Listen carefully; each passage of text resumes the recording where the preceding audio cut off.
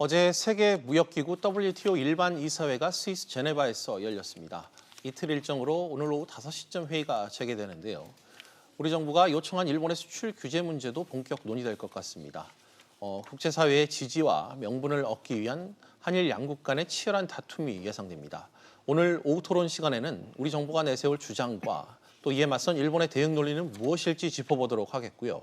또 오늘은 일본이 한국을 수출 우대국 명단, 이른바 화이트리스트에서 제외시키는 시행령 개정을 위한 의견 수렴을 마감하는 날이기도 합니다. 역시 이와 관련한 쟁점들도 짚어보도록 하겠습니다. 세 분 전문가 나오셨습니다. 송수영 중앙대 경영경제대학 재무금융교수, 최양호 한국외대 경제학과 교수 나오셨고요. 그리고 민변 국제통상위원장을 지냈던 분이시죠. 송기호 변호사도 함께합니다. 세 분 어서 오십시오. 네, 안녕하세요. 네. 우선 송 변호사님께 몇 가지 여쭙겠습니다. 네. 이 WTO 일반 이사회란 게 어떤 건지부터 좀 설명해 주시죠. 일반 이사회는 상설적인 최고 의사 결정 기구다라고 생각하시면 되고요. 특별히 WTO 협정을 해석할 수 있는 권한도 있고 또 분쟁 해결 기구의 최종 분쟁 보고서를 또 채택하는 굉장히 중요한 WTO 기구입니다. 예. 우리 정부의 요청으로 이 일본의 수출 규제가 정식 의제로 지금 상정이 됐는데요. 그 요청을 한다고 전부 다 상정되는 건 아닐 거고 그만큼 이 WTO 내에서 중요한 문제로 본다 이렇게 봐야 되겠죠. 그렇죠. 일본의 조치가 국제 분업 질서를 교란시키는 굉장히 국제 자유무역 또 WTO의 원칙과도 위배되는 중대한 조치이기 때문에 164개 회원국들이 다 심각하게 받아들이고 있는 거죠. 네, 알겠습니다. 또 알려진 바로는 우리 대표단이 약 10분가량 지금 연설을 준비한 것 같습니다. 우리 측 발언이 끝나면 일본 측 반론이 바로 이어지는 절차 이런 식으로 이루어질까요? 되게 이제 이 호베르토 사무총장이 이제 주재를 하죠. 근데 리퀘스트 요청한 나라가 우리이기 때문에 이제 우리가 먼저 제 생각에는 어떤 스테이트먼트 형식이라기보다는 충분히 차분히 설득하는 의견 어떤 진술을 할 것 같고요. 거기에 대해서 이 호베르토 총장이 역시 이제 일본의 반론을 또 기회를 줄 것이고 워낙 중요한 문제이기 때문에 제3국에서 어떤 질의라든지 또 코멘트가 있지 않을까 그렇게 예상합니다. 알겠습니다. 어찌됐건 이 수출 규제 조치를 밀어붙이려는 일본 측에서나 또 이를 저지하려는 우리 측에서나 중요한 자리인 건 분명한 것 같습니다. 홍 변호사님 좀 어떻게 보고 계십니까? 이 문제가 WTO 분쟁 해결 절차 그러니까 우리 국내법으로 말한다면 이제 재판 절차가 예정돼 있지 않습니까? 근데 WTO 일반 이사회 회원국들이 그 분쟁 절차에 직접 의견서를 제출할 수 있는 참가권이 있습니다. 그렇기 때문에 일반 이사회 회원국들이 이 문제에 대해서 어떻게 이해를 하느냐가 앞으로 분쟁에서도 직접적으로 영향을 주기 때문에 대단히 중요한 자리라고 생각합니다. 알겠습니다. WTO 일반 이사회 관련 주요 내용 이 송 변호사님과 간단히 짚어봤습니다. 일본의 수출 규제 의제는 전체 14개 안건 가운데 11번째로 지금 논의될 예정이었습니다. 당초 어젯밤 늦게 진행될 것으로 예상도 됐습니다만 앞선 안건 논의가 길어지면서 하루를 좀 넘기게 됐는데요. 이번에는 최 교수님, 논의는 일단 미뤄졌습니다. 네, 그렇지만 그렇습니다. 한일 양국 대표단의 장외 신경전은 상당히 좀 치열했을 것 같아요. 사실 시간을 더 버는 셈이죠. 왜냐하면 어저께 14개를 다 했으면 다 끝나는 건데 이제 하루 저녁에 가면은 그다음에 그 저녁 시간에 진짜 굉장히 많은 사람들을 뵈야 되고요. 우리 또 이제 지금 대표단을 맡고 계시는 김승호 우리 실장님 사실 WTO에서요 세이프가드 위원장 하셨어요. WTO 잘 알아요. 그리고 여기 일반 이사회 제가 한번 구경한 적이 있는데요. 이게 도서실 같아요. 따닥따닥 붙어 있어요. 네. 그리고 한국 알파벳 순서로 하는데 한국 옆에가 1번이에요. 그래서 이 설전이 붙으면은 굉장히 재밌을 것 같고요. 그럼 그다음에 저녁을 같이 먹는다든가 여러 가지 이제 준비들을 하기 때문에 장애신 경쟁하고 굉장히 이제 치열하게 붙을 것 같고요. 또 그뿐만 아니라 지금 우리 유명희 통산전략본부장도 지금 외국에 나와서 다 얘기를 하고 있고 특히 이제 이사회가 이제 8월 달 되면 다 휴가를 해서 안 합니다. 그러니까 9월 달까지 아무런 이사회가 없기 때문에 요번에 굉장히 우리가 역량과 스피드를 높여서 우리의 주장을 많이 알리는 여기서 결정되는 건 아니기 때문에 알리는 그런 장애 신경전 치열할 거라고 보여집니다. 알겠습니다. 상당히 치열할 것 같다는 의견 그리고 현지 그 분위기 우리나라와 일본이 밀착해서 앉아 있고 어떤 또 의장 분위기인지까지 설명을 해주셨습니다. 앞서 송 변호사님께서 설명을 했습니다만 이번 WTO 일반 이사회에서는 구속력 있는 결정이 당장 나오는 것은 아닙니다. 송 교수님께 여쭐게요. 그렇다면 양국 모두 국제적인 우호 여론을 얻어내는 것, 바로 여기에서 성패가 갈릴 것이다. 이렇게 좀 봐야 될까요? 뭐 지금 당장 승패가 갈리지는 않을 것 같고요. 현재 이제 이 일반 이사회라는 제너럴 카운슬 안에서 예. 이게 이제 물품에 대한 거래, 이제 Council for Trade in Goods라고 해가지고 예. 이 부분 안에서 이제 지금 이 회의가 이제 진행이 되는 것 같습니다. 네. 그래서 이제 저희가 그 11번째로 의제가 올라가긴 했지만 이게 제가 그 자료를 보니까 이게 원래 예정돼 있던 것이 아니었는데 예. 저희가 아무래도 한국과 일본이 이제 경제적 특히 WTO를 통해서 자유무역에 영향 미치는 영향이 크다 보니까 네. 이것이 아마 채택이 된 것 같고요. 예. 그리고 앞으로는 이제 이 일반 이사회가 이제 완전히 그 분쟁 조정 위원회가 아니고 이걸 이제 Dispute Settlement Body라는 걸로 바뀌게 되면은 예. 일반 이사회가 그런 역할을 수행합니다. 그러면 그때는 이제 이게 중요하게 되는데 지금 현재로서는 맨 처음에 어떤 양쪽의 주장을 들어보고 현재 문제가 있다고 하니까 이거에 대해서 이제 회원국들 사이에 의견을 듣는 것이죠. 회원국 사이에서 양측의 기본 입장을 듣는 그렇습니다. 첫 번째 자리이기 때문에 당장의 성패가 그건 갈리는 건 아니고, 아니다. 이런 입장을 밝혀주셨습니다. 최 교수님, 네. 양국이 어떤 카드를 꺼내들지도 상당히 지금 관심사입니다. 지금 분위기로서는 한국이 창, 그리고 일본이 방패로서 논리 싸움을 벌이게 되는 건 맞죠? 그렇죠. 근데 사실 7월 7일, 7월 9일까지 사이에 WTO에서 상품무역 이사회가 있어서 우리가 한 번은 설전을 벌였어요. 저쪽하고 예. 벌였는데 뭐가 먹혔냐면요. 불공정 무역이 전 세계의 이 글로벌 밸류체인 공급망을 붕괴시킨다. 이 부분에 대해서 많은 지금 호응을 얻고 있고요. 예. 사실 지금 14가지가 어저께 다 끝나야 되는데 늘어난 게 이 신흥개발국에서 이거 갖고서 시위를 붙었다는 거예요. 아, 그래요. 무슨 요새 뭐 WTO G20에서도 뭐 다 얘기하고 그랬는데 왜 이렇게 불공정하게 되냐. 그래서 이게 먹히는 것 같아요. 먹히는 예. 것 같은 분위기고 사실 이제 우리가 창이 3개고 뭐 일본이 방패가 2개인데 뭐 일본은 뭐 안보 얘기라든가 또는 전략 물자 수출 통제 효율성 해야 되는데 이거 갖고서 지금 사실은 자기네들이 입증을 해야 됩니다. 실체적 근거가 지금 없기 때문에. 없고 지금 말로만 하는 거기 때문에 예. 우리는 뭐 WTO의 정신에 의해서 차별하지 마라. 그리고 이 무역국간 간에 똑같은 대우해주고 등등 진짜 규정에 박혀 있는 11조, 1조 뭐 이게 딱 박혀 있는 걸 얘기하는 거고 예. 이 친구들은 뜬금없는 안보라든가 상대편. 네. 예. 그렇기 때문에 지금 창이 훨씬 더 날카로울 수 있는 그런 뭐 이 판단들은 많이 하시고 계시는 것 같아요. 그리고 좀 우리 우군들이 많이 있다는 그런 얘기들을 지금 어저께 좀 들었습니다, 제가. 알겠습니다. 추가 질문을 좀 변호사님께도 드리고 싶은데 네. 한국이 창, 일본이 방패라는 이게 기본 진영 논리 좀 어떻게 이번 판세를 좀 보고 계십니까? 우리 교수님이 잘 말씀하셨듯이 WTO가 기본 원칙으로 서 있는 어떤 자유무역 또 공정 예. 이것을 더욱이 이제 최종 소비재 시장에서의 무역 제한이라고 하는 종래의 어떤 일반적 패턴과는 너무 동떨어진 국제 분업이 출발하는 후방 공급 기지가 교란되는 대단히 세계 자유무역 질서에 미치는 충격도가 대단히 큰 사건이기 때문에 네. 교수님 말씀하신 것처럼 우리가 자유무역의 기본 원칙, 어떤 그런 공정성, 무차별성 이런 것에 기초해서 충분히 설득해 나갈 수 있다라고 생각합니다. 알겠습니다. 송 교수님. 네. 그럼 우리 측 대표단이 좀 어떤 주장으로 일본을 압박하게 될까요? 근데 뭐 최 교수님께서 일단 말씀하셨지만 이제 저희들은 특히 일본은 지금 가트 조항 21조 항 안보에 관해서 예외 조항을 얻을 수 있다. 물론 그에 대한 근거는 현재까지 일본이 내놓고 있지는 않습니다. 근데 예. 이거는 뭐 전략적으로 봐서 막상 들을 수 있는 사람들 아니면 앞으로 이제 분쟁 조정위원회 갔을 때 어떤 근거가 있다 나름대로 뭐 숨겨진 카드를 내놓을 수는 있겠지만 현재로서는 그런 거는 없어 보이는데 예.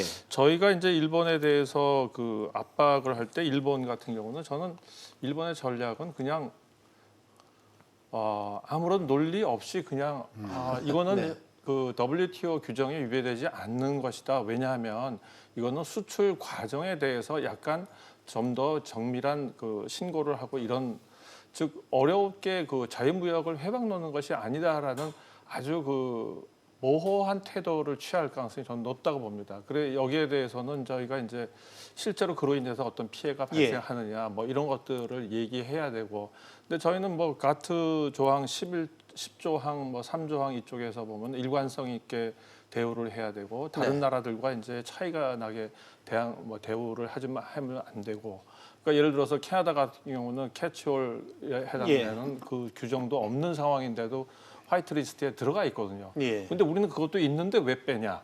이런 식의 논리로서 이제 그 충분히 이제 반박하고 설득을 하게 되면은 아마 이제 일본에서 이제 궁색하지만 자기네들의 근거가 나오겠죠. 그러면 그때 당시에 이제 또 반박을 하고. 근데 뭐 저는 장기적으로 보면은 일본이 결국 강국이기 때문에 이거를 그냥 억지를 부리는 것으로 봅니다. 네, 알겠습니다.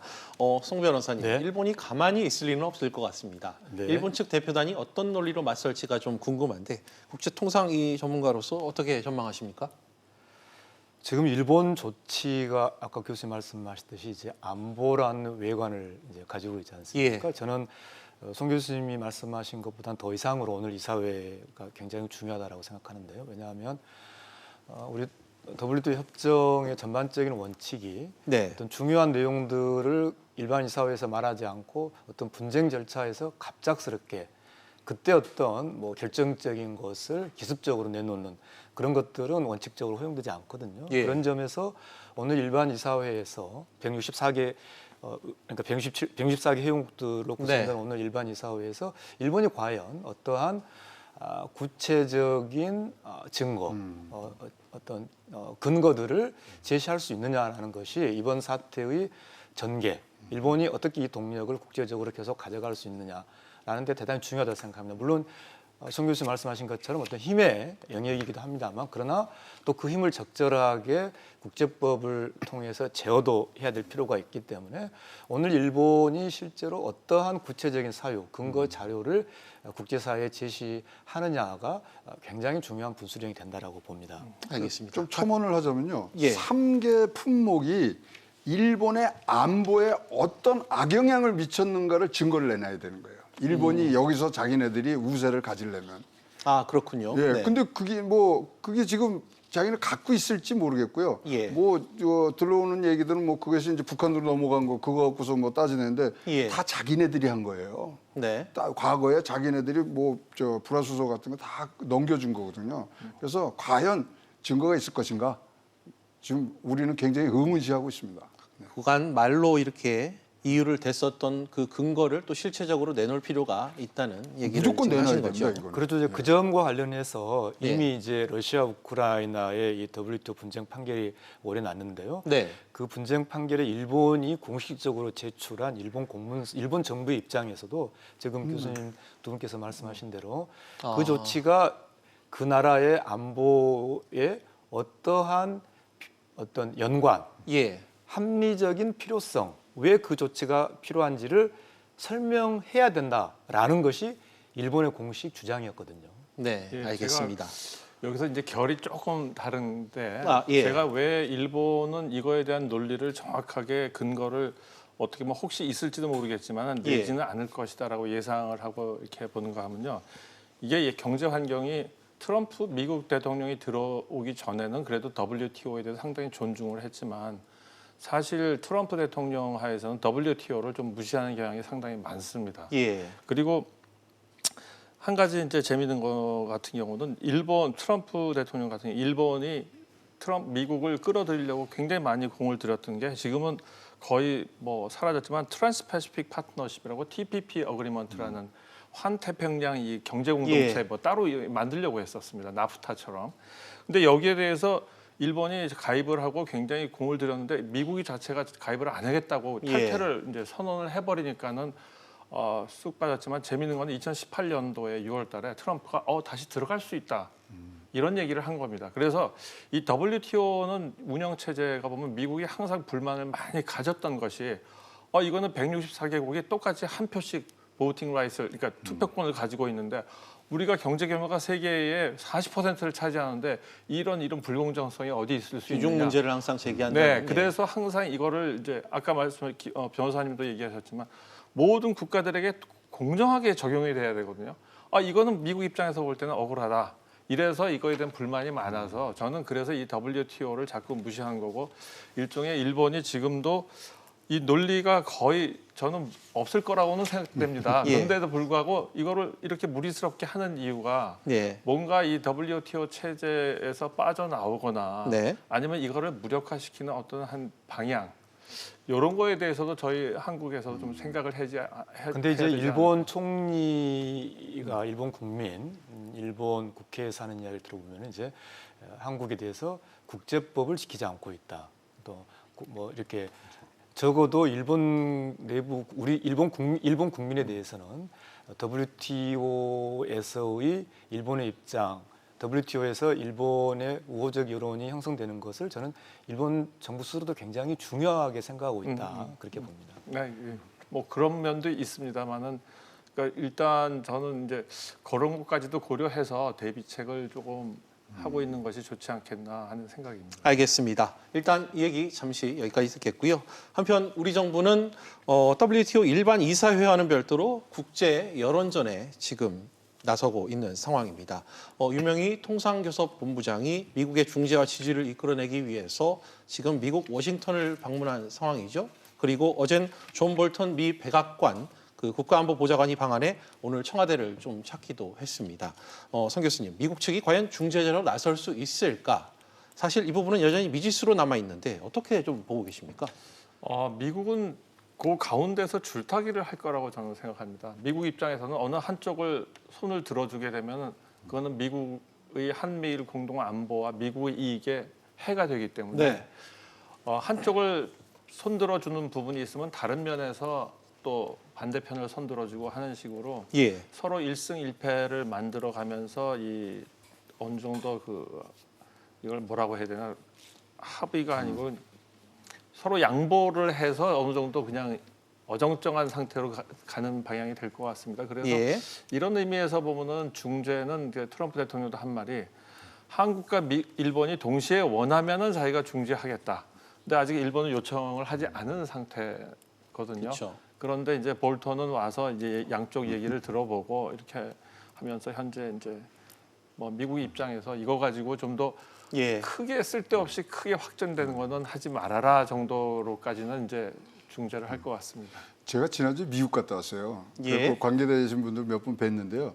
뭐 솔직히 그냥 딱 팩트만 말씀드리면 1도 관심 없습니다. 미국은. 니네들이 싸우는데 왜 우리가 들어가냐 이거예요. 예. 그런데 그 대신 미국이 끼어들었을 때는 분명히 너희들은 거기에 대한 대가는 치러야 된다는 메시지를 받았습니다. 예. 그래서 막 싸우는데 중재해주면요. 그 다음에 날라올 미국의 청구서는요. 어마무시한 겁니다. 따라서 이거 뭐 미국 중재를 우리가 바라고 한미 간의 이 동맹 공조 이 부분은 강력히 해야 되는 것은 뭐 그건 기본 사실이지만 중재 원하는 것은 사실 이 문제를 해결하고 문제가 올바로 방향으로 가는데 큰 도움이 안 되리라고 얼마 전 생각합니다. 트럼프 대통령이 말했던 뭐 한일 양국이 필요하다면 개입하겠다 그런 얘기예요. 예, 그거에 가로 열고 가로 닫고가 뭐냐면 내가 들어가면 니네 뭐 하여튼 네. 이 청구서가 클 거야 그 얘기거든요. 예, 알겠습니다.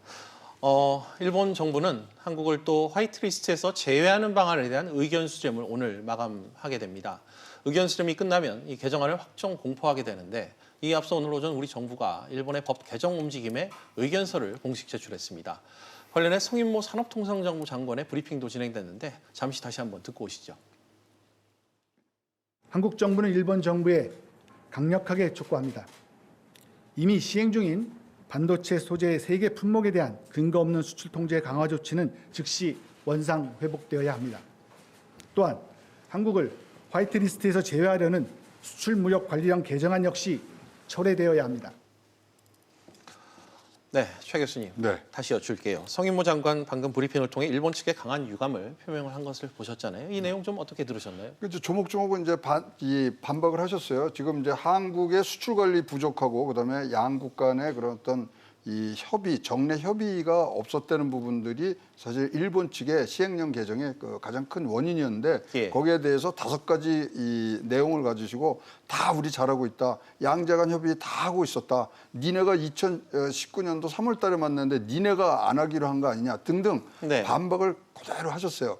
근데 일본이 잘 아시겠지만 화요일하고 금요일 날이 이 뭐 가기 네. 국무총리가 내부에 네. 예, 거기서 이제 통과가 돼야 됩니다. 그러면 빠르면 26일 날 이제 24일 날 끝났기 때문에 26일 넘어가고요. 아니면 30일 날 되기 때문에 오늘 아주 시기적절하게 우리의 의견을 잘 말씀을 하신 부분으로 생각하고요. 특히 마지막으로 말씀하셨던 자유롭고 공정스러운 무역에 네. 대해서 많이 강조를 하셨기 때문에 좋은 성명 내셨다고 생각하고 네. 있습니다. 그럼 송 변호사님, 네. 우리 정부가 제출한 의견서에는 좀 어떤 내용이 담겼을 거라고 좀 예상하십니까? 네, 우선 그 전에 이제 워낙 중요한 일정이기 때문에요. 예. 일본 국내법이 이제 원칙적으로 적용이 된다면 이제 오늘까지 의견 제출 기간 의견 받고요. 이렇게 100건이 넘는 경우는 이제 14일간의 그 제출된 의견에 대한 어떤 분석 평가 기간이 있고 또 가기가 열리고 나서는 실제 또 시행 때까지는 또 21일이 있기 때문에 또 그런 시간적인 일정은 좀 한 번 더 말씀드리고 싶고요. 지금 말씀드린 우리 정부의 의견서는 저는 크게 두 부분으로 구성되어 있을 거라고 생각합니다. 하나는 이제 이미 시행 중인 세계 반도체 부분이 실질적으로 무역 제한 효과를 지금 이제 당장 이게 뭐 바로 어떤 폐해를 바로 낳은 건 아니지만 예. 88년 이게 가트 판례도 있듯이 허가가 지연되는 것 자체가 WTO 규정 위반이라는 것이 제시됐을 것이고요. 나머지 하나는 결국은 입법 왜곡하고 있는 백색 국가. 지금 제가 가지고 있는 게 이제 2003년에 일본이 한국을 백색 국가로 지정했을 때의 그 공문서인데 예. 여기에 보면은 이제 그 논거가 한국이 전략물자 통제 시스템에 잘 다 참여하고 있다는 것이 가장 큰 논거인데 우리도 계속 참여하고 있을 뿐만 아니라 더 강화된 조치를 하고 있기 때문에 일본이 지금 이 백색 국가 제외한다는 입법 요구 자체가 이미 가트 10조 3항에서 말하는 아까 교수님이 말씀하신 일관성이 위반되는 것이다. 예. 이런 두 가지 영역에서 좀 체계적으로 잘 정리되어 있을 거라고 생각합니다. 알겠습니다. 끝으로 우리 정부가 추진하고 있는 이 WTO 제소에 대해서도 다 각자 한 말씀씩 좀 들어보고 싶습니다. 송 변호사님, 이 WTO 제소 절차가 시간이 많이 소요되기 때문에 실효성 지적이 지금 계속해서 나오고 있습니다. 그럼에도 불구하고 반드시 필요한 절차라고 좀 개인적으로는 판단하십니까? 반드시 필요하고요. 이걸 적극적으로 대응하고 있는 정부 조치가 아주 적절하다고 생각합니다. 왜냐하면 자 WTO의 실제 판결이 오래 걸린다는 그것이 지금 문제가 아니고요. 예. 우리가 WTO라는 틀 속에서 일본을 묶어둠으로써 당장 아베 조치가 지금 취할 수 있는 조치의 일정한 한계를 우리가 설정할 수 있습니다. 무슨 말씀이냐면 만약에 WTO 틀 안에 WTO 제소가 이게 되어 있지 않으면 아베 행정 조치가 취할 수 있는 강도나 세기가 훨씬 커질 것이고요. 아베를 WTO 틀 내에 둠으로써 이를테면 아베 총리가 너무 강한 어떤 규제라든지 너무 예. 큰 충격의 조치를 취해서 실제로 한국 경제나 국제 분업 질서에 탈이 생기면 피해가 생기면 그만큼 WTO 패소 가능성이 높아지는 거거든요. 예. 그래서 지금 아베 총리를 견제하기 위해서라도 반드시 WTO 제소는 필요하고 그런 정부의 대응은 저는 적절하다고 생각합니다. 알겠습니다. 어떤 식으로든 국제 무역 질서 안에서 둘 필요는 있다. 이렇게 좀 의견을 듣겠습니다. 송 교수님. 네. 문제는 일본이 한국을 화이트리스트에서 제외하게 되면 네. 우리 기업이 입을 피해 아니겠습니까? 네. WTO 이 제소 최종 결정이 지금 나오기 전까지 우리 정부가 추진해야 할 대책이 좀 중요할 것 같은데 현재로서는 좀 어떤 대책들이 좀 필요하실지 한 말씀 부탁드립니다. 이제 수입선 다변화라든지 이제 아까 그 송 변호사님께서 잘 얘기하셨지만은 이제 그 WTO 체제 안에 아베 일본 경제를 묶어두는 거는 이제 수입선 다변화를 성취하기 위해서라도 아주 필요한 조치 같고요. 예. 그다음에 저희가 이제 피해자로서 있게 됐을 때 이제 여타 국가들과의 관계에서도 호소력을 더 많이 가질 것 같고요. 단지 이제 경제적으로 보면은 제가 지금 OECD에서 데이터를 뽑아 보니까 네. 한국 같은 경우는 수입을 해가지고 수입하는 품목이 수출하는 것에 차지하는 비중이 한 30% 정도 되고요. 예. 일본은 11% 정도밖에 안 된다는 겁니다. 그리고 이 얘기는 결국 뭔가니 일본은 내수 시장의 규모가 상대적으로 크고 예. 우리보다 이제 국제 무역에 의존하는 비중이 작지 않습니까? 그러면 일본에 대해서 저희가 WTO나 이런 여론전만 하고 실제로 일본으로부터 화이트리스트 배제돼 가지고 경제적 손실을 혹시라도 보게 될 때 이제 수입선 다변화가 예. 하려면 오래 걸리잖아요. 이랬을 때 그러면 구체적으로 일본에 대해서 어떠한 상응 조치를 할 수 있겠느냐. 그래서 저는 이게 중요한 것이 일본의 그 이제 통계 자료 핸드북 오브 재패니즈 스태티스틱스라는 그 예. 일본 정부에서 발행하는 건데요. 여기 보게 되면은 일본이 특히 3차 산업 이 서비스 산업 쪽에서의 예. 그 비중이 상당히 높고 여기에 고용된 사람들이 상당히 높습니다. 그리고 일본과 특히 이 어떤 분야에서는 음식 산업과 관광 산업과 관련된 교통 이런 분야에 있어서는 특히 한국에서 일본을 방문하시는 분들이 한 700만 명이 되는데 그 중에서 비즈니스로 방문한 거 빼고 나면은 굉장히 높습니다. 저희가 예. 두 번째로 많습니다. 650만 명이 넘게 되는데요. 이 부분에서 일하시는 고용원으로서 일하시는 일본 사람 중에 특히 여자분들이 굉장히 많습니다. 이 얘기는 무슨 의미를 갖게 되는가 하면 아베노믹스의 세 가지 창 중에 하나가시 국내 시장에서 여성의 노동 참여를 높이겠다. 이것이 예. 하나의 그 방법이었거든요. 이 부분이 하나의 아킬레스건처럼 작용할 수 있을 거라고 저는 생각됩니다. 그런 의미에서 저희가 일본에 대해서 그 관광으로 방문하는 것 자체를 어느 정도 지금 뭐 운동도 많이 일어나고 예. 있는데요. 이것이 진행되면 이거는 경제적으로는 경제 규모로는 작습니다. 하지만 이거는 투표권을 가진 유권자에게는 영향을 미치게 됩니다. 예. 이렇게 되면 저희가 아베 정권에 대해서 영향력을 미치는 것은 경제적 어떤 규모를 통해서 이거는 뭐 별로 영향력도 없을 텐데 하고 이제 그렇게 얘기하는 예. 경제학자들이 있는데요. 이 정치적인 부분에 있어서 저희가 영향력을 행사할 수 있기 때문에 이거는 어느 정도 저희가 그 하는 수단이 되지 않을까. 이런 거에 대한 조치는 좀 필요할 것으로 봅니다. 알겠습니다. 우리 기업계- 국민들이 지금 예. 우리 기업 피해 관련해서 아주 짧게만 예. 좀 말씀드리면 지금 홍콩이나 싱가포르, 대만은 백색 국가가 아니거든요. 예. 그럼에도 불구하고 일본과 경제 관계가 깊은데 그 방안이 이제 이 그러니까 일반 포괄허가 지금 말고 예. 다른 어떤 예외적인 통로들, 그러니까 비백색 국가에도 허용되는 3년의 허가제도, 특별 일반 포괄허가라든지 특정 포괄허가 그런 통로가 있는데 예. 이 통로를 우리 중소기업들이 잘 활용할 수 있도록 하는 그런 어떤 실질적인 어떤 조치들, 네. 우리 중소기업들이 지나치게 큰 피해를 입지 않은 이런 통로들에 대한 안내 이런 것도 좀 필요하다고 생각합니다. 알겠습니다. 예, 뭐 최 교수님께도 같은 질문을 마지막으로 좀 드려야 될 것 예, 같습니다. 뭐 같은 다 얘기인데요. 뭐 다른 것보다 지금 그 우리 협상단에 정한을 과장이 있는데요. 변호사님이세요. 근데 이분이 이 취미가 뭐냐면 이종격투기예요. 그러니까 일본 친구들 말도 안 되는 소리 하면 안바 걸어갖고 거기서 꼼짝없이 거기서부터 우리가 승리해갖고 오면 지금 뭐 두 분이 말씀하신 대로 우리가 자력갱생하고 좋은 길로 갈 수 있고요. 정부 잘하고 있습니다. 알겠습니다. 유쾌하게 마무리 말씀을 해주셨습니다. 시황예상 오늘 세운 말씀 여기까지 듣겠습니다. 오늘 나와주셔서 고맙습니다. 네, 네, 감사합니다. 네, 수고하셨습니다.